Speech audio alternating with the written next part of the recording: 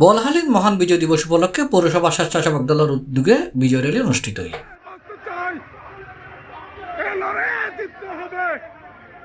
ডিসেম্বরের 22 তারিখ রবিবার দুপুরে বোয়ালখালী পৌরসভা স্বেচ্ছাসেবক দলের সদস্য সচিব ইব্রাহিম চৌধুরীর নেতৃত্বে রেলিও আয়শা সিদ্দিকা মহিলা মাদ্রাসা শুরু হয়ে উপজেলার প্রধান সড়ক ঘুরি এই জায়গা তাইরে শেষ হয়।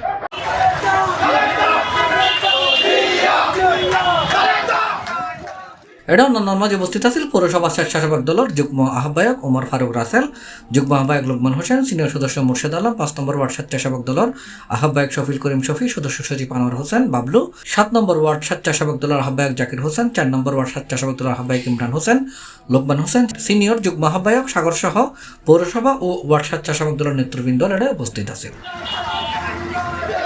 C+ TV, Chittagong.